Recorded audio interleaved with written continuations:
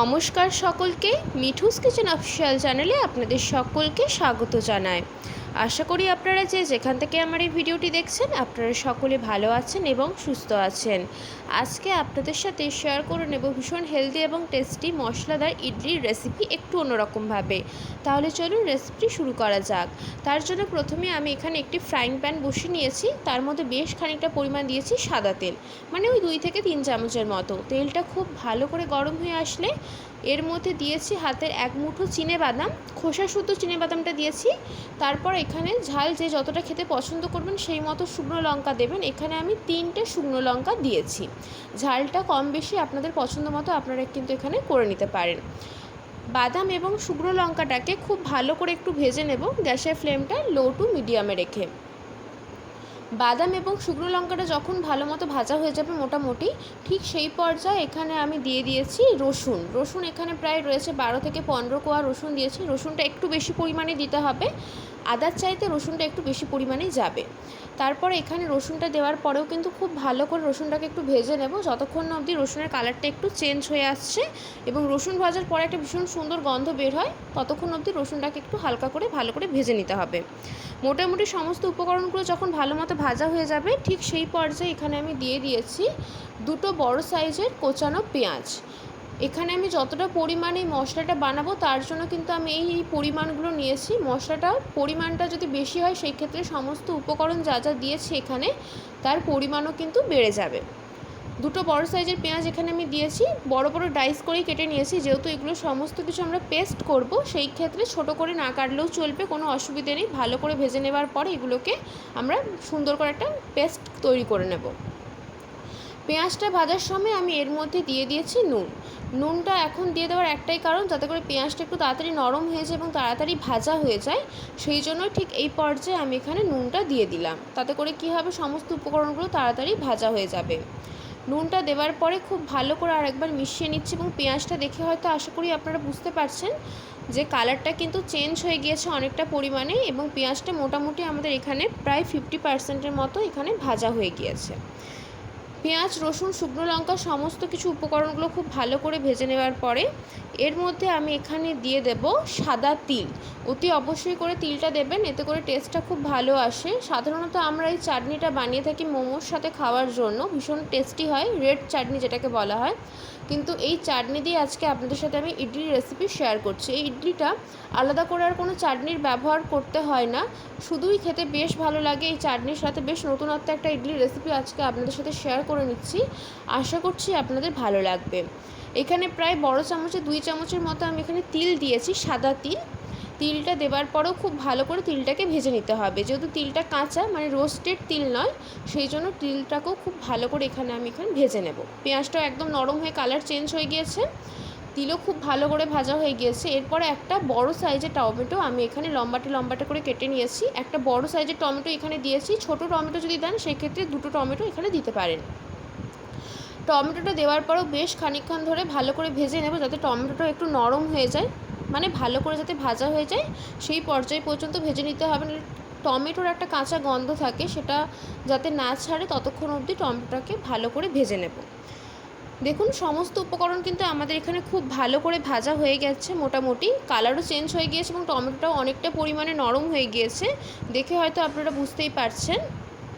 বেশি ভাজবার কিন্তু কোনো প্রয়োজন নেই, মোটামুটি আমাদের এখানে খুব ভালো করে সমস্ত উপকরণগুলো ভাজা হয়ে গিয়েছে।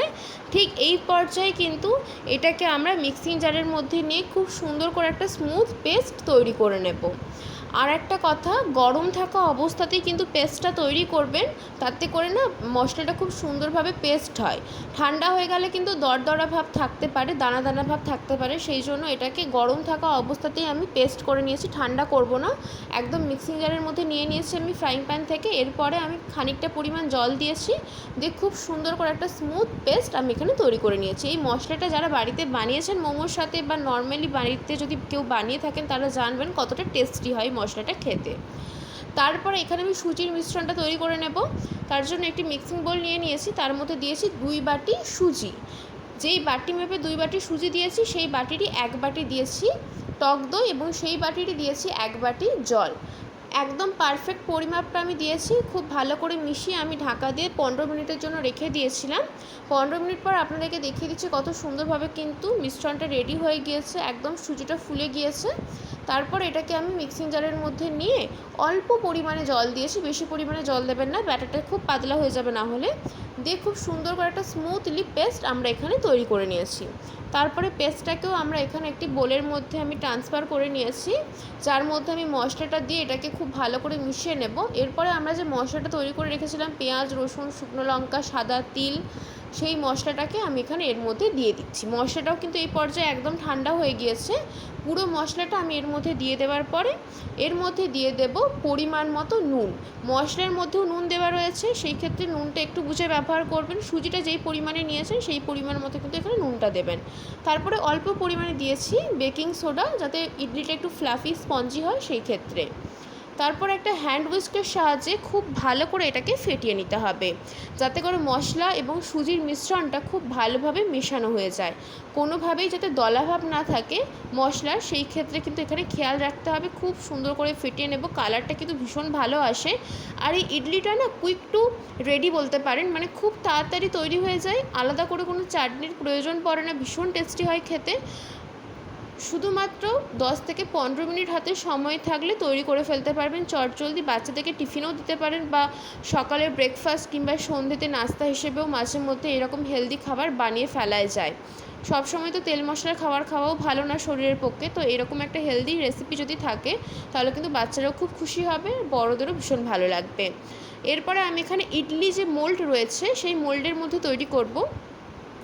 সেই জন্য এখানে ইডলি মোল্ডের মধ্যে আমি এখানে খুব ভালো করে অয়েল ব্রাশ করে নিয়েছি, যাতে করে ইডলিগুলো তৈরি হয়ে যাওয়ার পরে ডিমোল্ড করতে আমাদের অসুবিধে না হয় সেই ক্ষেত্রে।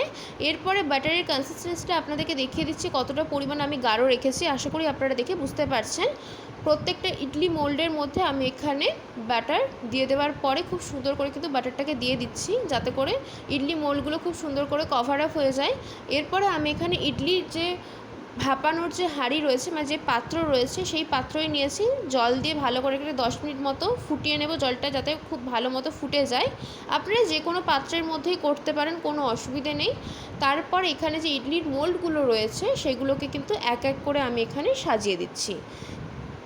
ভাপাতে খুব একটা বেশি সময় লাগবে না, লো টু মিডিয়াম ফ্লেমে অপেক্ষা করবেন 12 মিনিট, তাহলেই কিন্তু আমাদের এই টেস্টি মশলাদার হেলদি ইডলি একদম রেডি হয়ে যাবে। ঢাকা দিয়ে এটাকে আমি 12 মিনিট লো টু মিডিয়াম ফ্লেমে রেখেছিলাম, খুব সুন্দর মতো কিন্তু রেডি হয়ে গিয়েছে। এরপর এটাকে ডিমোল্ড করে নেব। আজকের রেসিপি আপনাদের কেমন লাগলো অতি অবশ্যই করে কমেন্ট করে জানাবেন। যদি ভালো লেগে থাকে অবশ্যই করে আমার চ্যানেলটিকে সাবস্ক্রাইব করে দেবেন, লাইক শেয়ার কমেন্ট করতে ভুলবেন না। আর যদি এরকম নিত্য নতুন রেসিপি পেতে চান তাহলে অবশ্যই করে আমার চ্যানেলটিকে সাবস্ক্রাইব করে দিয়ে আমার চ্যানেলের পাশে থাকার অনুরোধ রইল। কত সুন্দর করে ডিমোল্ড হয়ে গেল, দেখতে যত না লোভনীয় হয়েছে, খেতে কিন্তু ভীষণ টেস্টি হয়েছিল। আশা করছি ইডলি রেসিপি আগে হয়তো কেউ বানিয়ে থাকেননি, অবশ্যই করে একবার ট্রাই করে দেখতে পারেন, আশা করব আপনাদের ভীষণ ভালো লাগবে।